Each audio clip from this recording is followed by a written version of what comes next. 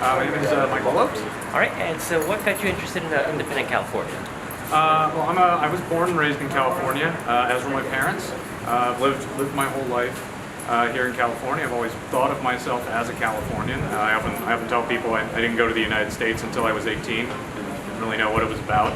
My primary identity has always been Californian, and basically just the more I went around the United States, the more I focused on American politics and American culture and the American way of viewing the world. I just realized how different we are, and not better, but distinct, and that I really did think of myself as a Californian who's really only comfortable in California, and that our way of seeing reality was the one that made sense to me. And so how distinct is from like the American politics to California politics? How distinct is it? I think it's distinct in a number of ways. I think, first of all, one of the big things is, of course, just California's complexity. The United States is itself a complex place because it spans an entire continent. I think Americans have a tendency to forget that, how vast the United States is, how universal this idea of an American culture is, how universal the use of English is and such like. But California has always been geographically isolated from what thinks of itself as the United States, and that has led to a complexity both socially and economically and politically in terms of how we need to approach our own issues. We can't just take as a cookie-cutter recipe the way America solves its problems and then make it work within California. I think just California is so complex it requires a unique and specific approach to the issues that face us, and we can't just sort of continue to live off of the decisions made 2,500 miles away. Okay. So we all heard the myth, we already settled this with the Civil War. What do you say about that? I mean, so first of all, okay, so two things. The California National Party, in its seeking for independence, is going to enter negotiations with the United States to find an agreement that we can both see as beneficial to our future of our two nations. So this is not unilateral. This is not violent. This is not, and also this is not predicated on this idea of wanting to, in essence, perpetuate an injustice. And I think that's one of the major things. California is not seeking independence so much to protect a corrupt system as to be able to enshrine our own system, which we've been continually denied. And even within California state politics, we are still stuck with a two-party system that owes its origins to political issues 100 plus years ago in a battle that's happening 2,500 miles away.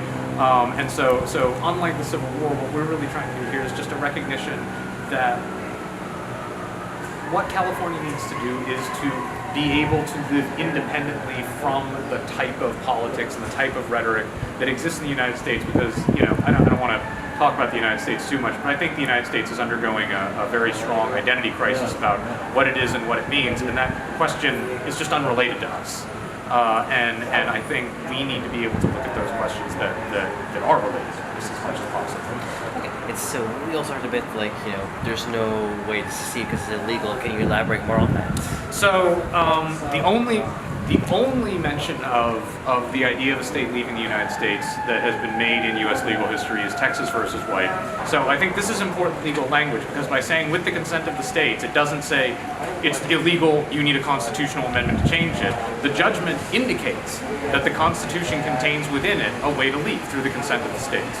And so I would argue that actually, I would argue, yes, if we were to just leave unilaterally, that would be unconstitutional. That would be illegal under American law. But it has also granted us a means out. And I think states join the United States through a legal mechanism. Voted by the House, voted by the Senate, approved by the President, after a petition by the territory that wants to become a state. The Constitution says nothing about how do you overturn a law. How do you overturn a law? By practice, you pass another law that overwrites it. So the question of, you can't get rid of the state, but all a state is a result of a legal process. How do you undo it? The same way you undo any other legal process under constitutional law. You have a referendum where the people of California say, we'd like out. You get it approved by the House and Senate, signed by the President. That's it. So I think this push that it's illegal or it's impossible or needs a constitutional amendment, I think these are based on flawed legal understanding. So when it comes to rule of law, what can we implement California to function as a better society? Yeah, so I think obviously a lot of people are interested in the CMP because of the independence tax, but I think what's more important is the California National Party is a party that is specifically focused on California issues, that specifically wants to make policy that takes into account not these ideological battles happening far away, but what best represents our people and what best represents our people in specific localities.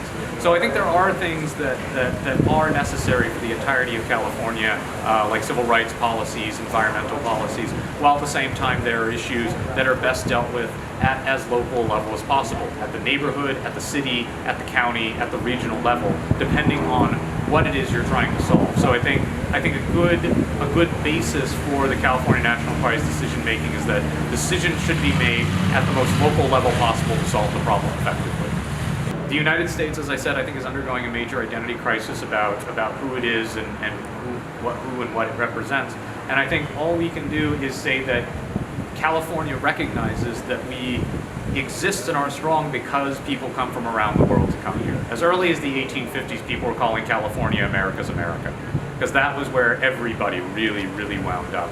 A lot of people don't move to the United States and are like, boy, I really want to make my home in South Dakota. No offense to South Dakota, but it's just like, it's not on the radar in the same way California, which is in essence an internationally recognized power, is. And so I think the best we can do as the United States has its issues about immigration, about who is really an American, the best we can do is say, a Californian is somebody who comes to California and wants to be a Californian. And here's a bonus question. So we know there's a lot of talk about Americans wanting to get rid of the UN and they're trying to replace it to Montreal or the Netherlands. If California were to be independent, would it invite the UN to have headquarters in any major city?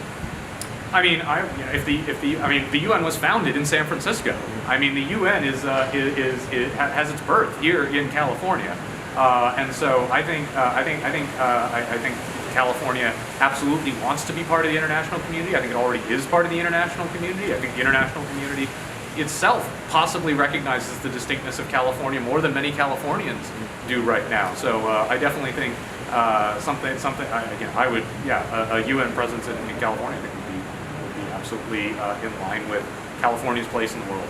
The United Nations can't be reformed. I think California would be on the side of creating a more globally representative international community than the one that is currently dominated by world powers from 70, 80 years ago, who no disrespect to the United Kingdom, but the sun is setting on the British Empire all the time now.